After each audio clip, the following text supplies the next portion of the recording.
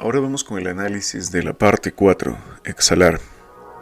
En esta parte del libro, cuando el autor habla sobre exhalar, a mí me resuena algo muy potente. La respiración no es solo técnica, es una herramienta de longevidad. Y lo interesante es cómo él lo aterriza a nivel personal. Todas las mañanas a las 9, mientras Olson y él se separan para tener su espacio, él se pone a hacer una serie de estiramientos en el suelo.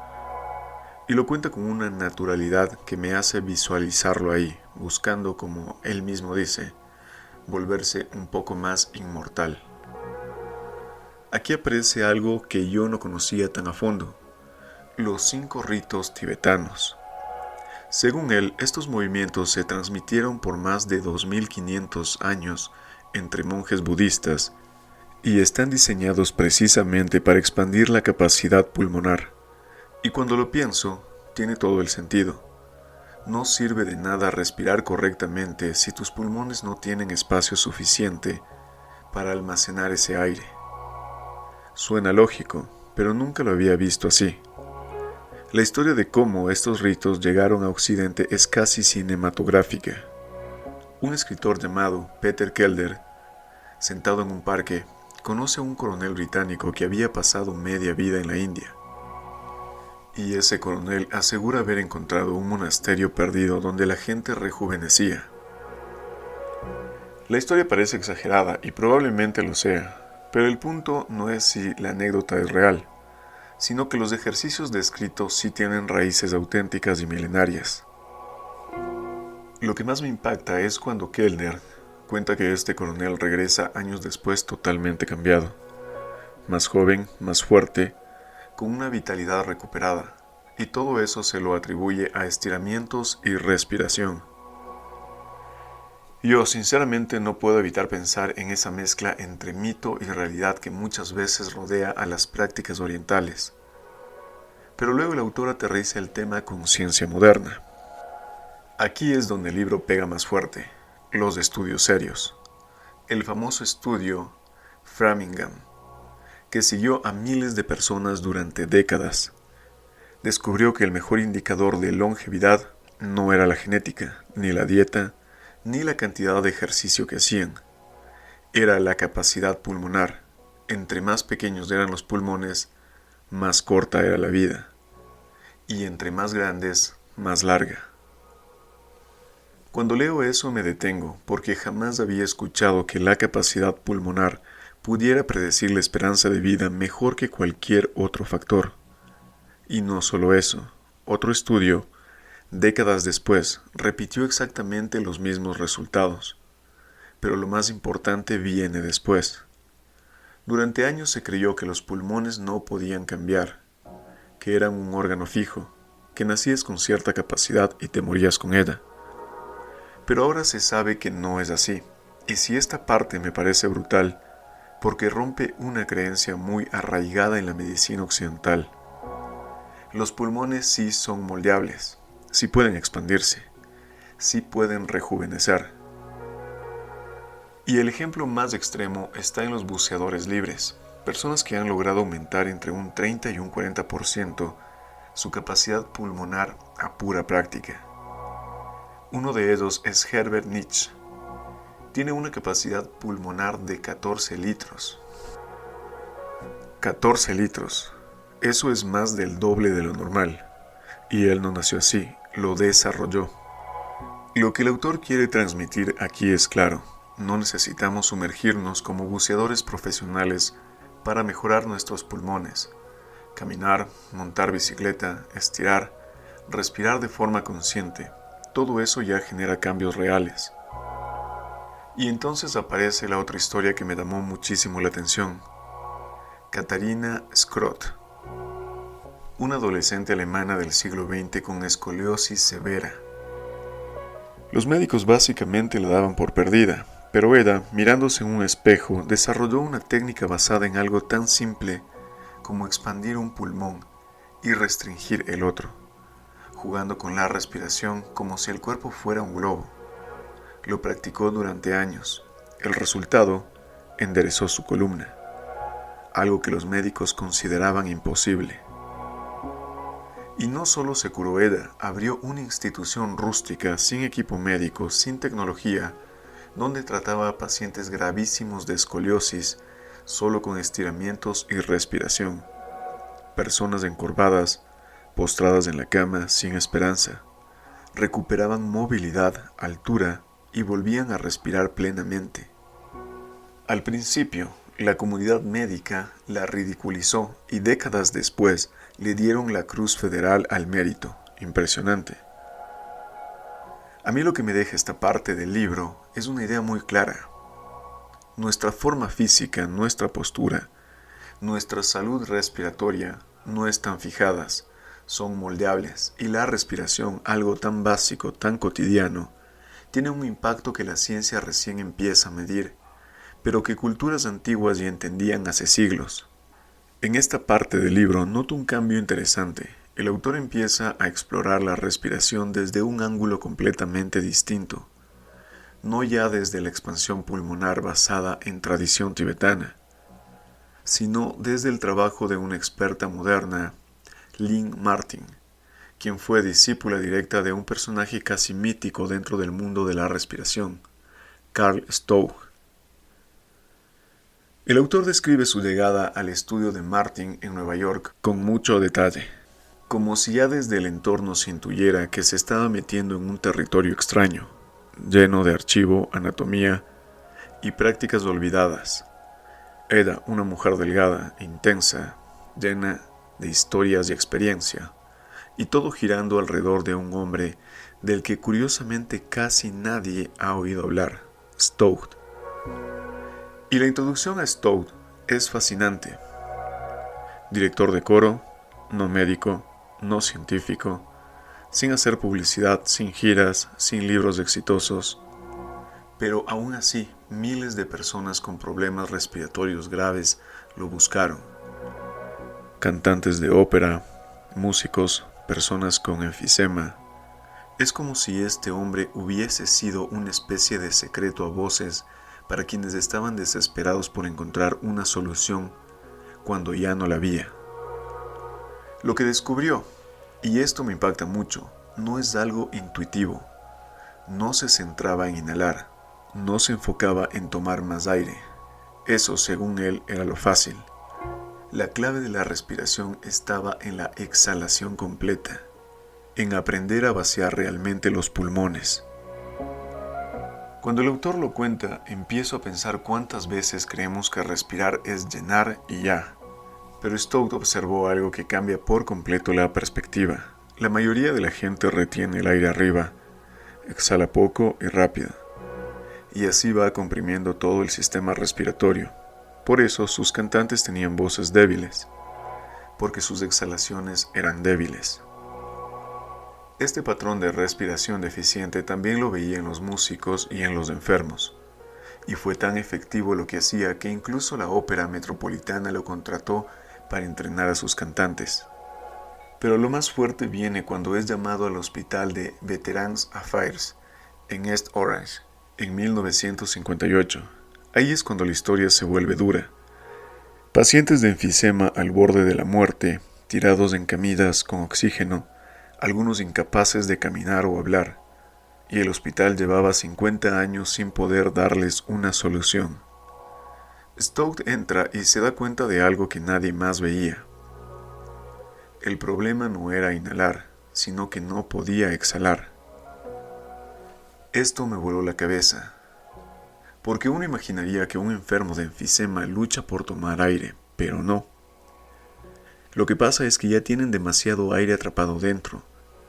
Los pulmones no logran vaciarse, y cuando no expulsas aire, no llega aire nuevo. Es como un globo que ya no puede comprimirse. Stowe vio que toda la fisiología del hospital estaba equivocada. Incluso los cojines que les ponían bajo la espalda empeoraban el problema. Los estaban forzando a inhalar más, cuando lo que necesitaban era aprender a liberar. Y aquí el libro se vuelve técnico, pero en el buen sentido. Explica cómo la respiración impulsa la circulación. Cuando inhalamos, la presión negativa atrae sangre al corazón. Cuando exhalamos, esa sangre es impulsada por todo el cuerpo. y ese movimiento depende en gran parte de un músculo del que rara vez hablamos, el diafragma. Lo llaman el segundo corazón y tiene sentido. Late a su manera, mueve sangre, mueve aire y condiciona directamente el ritmo cardíaco. Pero la mayoría de nosotros usamos solo un 10% del diafragma. 10%, eso significa que estamos respirando a medias casi toda nuestra vida. Los pacientes con enfisema tenían el diafragma prácticamente dormido. Sus músculos del pecho estaban rígidos, atrofiados, sin memoria de lo que era hacer una respiración profunda. Aquí viene lo más sorprendente, la técnica de Stout para despertarlo. No máquinas, no medicamentos, no procedimientos invasivos. Ponerlos boca arriba, tocar suavemente el torso, relajar el cuello, masajear las costillas, hacerlos exhalar un poquito más cada vez, repetirlo por semanas. Y ese poquito más iba abriendo espacio para que entrara más aire fresco. No era fuerza, era sensibilidad, era paciencia, era restaurar la mecánica respiratoria desde cero. Me parece increíble cómo un director de coro terminó adelantándose décadas a la medicina respiratoria moderna, simplemente observando algo que todos pasaban por alto, que respiramos mal porque exhalamos mal. El trabajo de Stout no solo funcionó, sino que superó lo que cualquier médico de la época creía posible. Porque aquí ya no estamos hablando de pequeñas mejoras, estamos hablando de personas con enfisema avanzado. Gente que literalmente ya no podía caminar ni pronunciar una frase, recuperando habilidades básicas que habían perdido para siempre, según la medicina tradicional. Lo que más me llama la atención es la magnitud de los cambios. Pacientes que no podían cruzar una habitación lograban subir escaleras. Hombres que dependían de oxígeno cada 15 minutos pasaban 8 horas sin asistencia. Uno incluso volvió a navegar un bote desde Nueva York hasta Florida. Y todo eso no era placebo. Las radiografías lo confirmaban, la capacidad pulmonar aumentaba, el diafragma subía y bajaba más, como si estuviera volviendo a vivir. Y claro, esto generó un choque tremendo con el sistema médico. Era lógico. ¿Cómo iba a aceptar un hospital que un director de coro, ni siquiera un fisioterapeuta o un doctor, estaba logrando cosas que ellos no podían? Algunos doctores intentaron incluso prohibirle el acceso, pero cuando las imágenes empezaron a hablar por sí solas, ya no hubo cómo negar lo que estaba pasando. El capítulo muestra cómo Stout filmó por primera vez un diafragma humano en movimiento usando cineradiografía. Y ahí incluso los escépticos quedaron en shock. Uno de los jefes de neumología reconoció que estaba medio demente, por decir que podía mover el diafragma a esos niveles, hasta que vio los resultados. Exhalaciones profundas que disminuían más el volumen pulmonar de lo que se creía posible. Algo que aprecio mucho de esta parte es la honestidad del autor. Stout no curaba el enfisema, no regeneraba pulmones dañados. Lo que hacía era reactivar las partes que todavía funcionaban y llevarlas al máximo rendimiento. Por eso funcionaba. No era magia, era mecánica corporal precisa y restaurada. Lo interesante es que esto no se quedó solo en el hospital. Stout terminó aplicando su método con todo tipo de problemas respiratorios, asma, bronquitis, neumonía, y siempre con resultados positivos. Ahí te das cuenta de algo. No era un método solo para enfermos, sino para cualquier persona que respirara mal, es decir, prácticamente todos. Luego el autor vuelve al punto de partida con Lynn Martin. Y aquí me identifico porque describe algo que cualquiera puede sentir cuando empieza a respirar bien por primera vez. El diafragma dolido. El pecho como envuelto en tensión. Los abdominales quemando. Martin le hace hacer ejercicios de exhalación profunda mientras cuenta del 1 al 10, primero en voz alta y luego en un subsusurro, al quedarse sin aire. Y ese detalle es clave. El ejercicio exige al sistema respiratorio como si fuera una sesión intensa de entrenamiento físico. Me encanta cómo lo describe. Al final siente su diafragma moviéndose como un pistón, mandando sangre fresca por todo el cuerpo, y ahí aparece el concepto de coordinación respiratoria, el equilibrio perfecto entre lo que entra y sale del cuerpo, cuando la respiración deja de ser torpe y se vuelve eficiente, suave, casi automática. Pero lo más impresionante llega después, cuando Stout empieza a trabajar con atletas de élite, primero en Yale, luego con el equipo olímpico de 1968. Uno pensaría que esa gente respira perfecto, pero no. Tenían los mismos vicios respiratorios que cualquier persona común. Respiraban demasiado rápido, levantaban el pecho, tensaban el cuello, y los velocistas eran los peores, respiraciones violentas, bronquios irritados, asma, vomitando después de las carreras. Lo que Stout observa es brutal. Los atletas después de competir respiraban igual que los pacientes con enfisema. El cuerpo bajo estrés reproduce los mismos patrones de disfunción. Entonces, ¿qué hace Stout? Los pone en una mesa, les toca el pecho, les relaja la postura y les enseña a no contener la respiración antes de arrancar, que exhalen justo cuando suena el disparo. Así la primera inhalación es grande, profunda y útil, y en pocas sesiones empiezan a recuperarse el doble de rápido, a romper marcas personales y a acercarse a récords mundiales.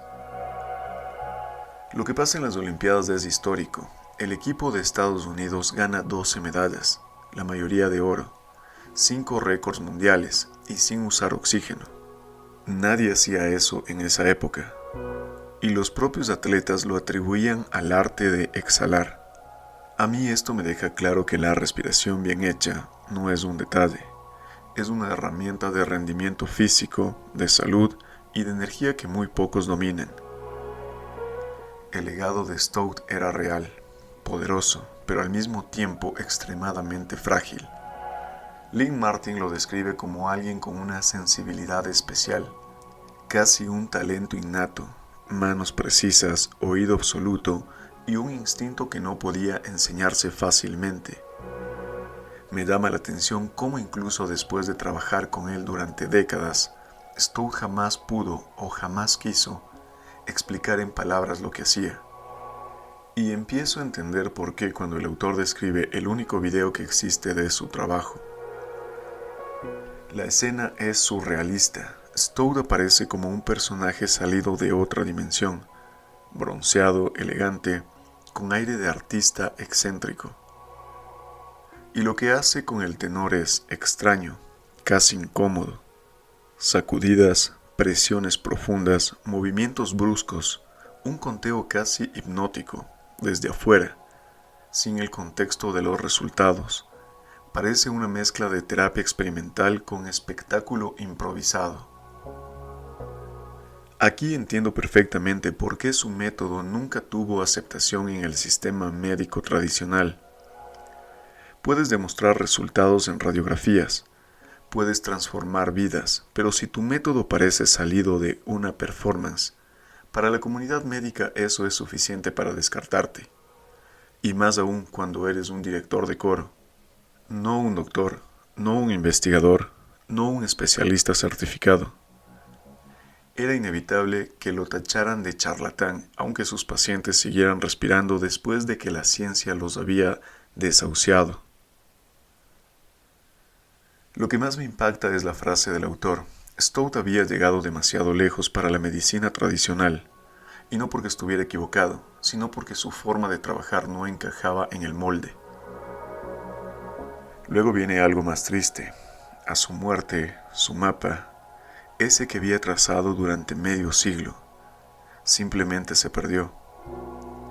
Ese conocimiento que literalmente salvó vidas se desvaneció porque nunca se institucionalizó, nunca se codificó, nunca se volvió protocolo. Era conocimiento humano, transmitido por contacto, por tacto, por sensibilidad, y cuando él ya no estuvo, la medicina siguió su camino sin él. El contraste final es brutal. El autor entra al tren, revisa los tratamientos modernos para el enfisema, y lo que ve es lo mismo de siempre: broncodilatadores, esteroides, antibióticos, oxígeno, cirugías, rehabilitación pulmonar, técnicas valiosas, sí, pero que nunca mencionan el diafragma, ni la exhalación completa, ni la expansión pulmonar, ni la idea de tratar el pulmón con movimiento, como músculo, como motor. Nada del segundo corazón, nada de coordinación respiratoria, nada de lo que había demostrado funcionar. Es fuerte ver cómo una terapia capaz de devolver vida, energía y movilidad quedó fuera del sistema simplemente porque no tenía un lugar donde encajar. El enfisema sigue catalogado como incurable, aunque hubo un hombre que demostró que se podía curar, pero sí se podía revertir su impacto sobre el cuerpo humano.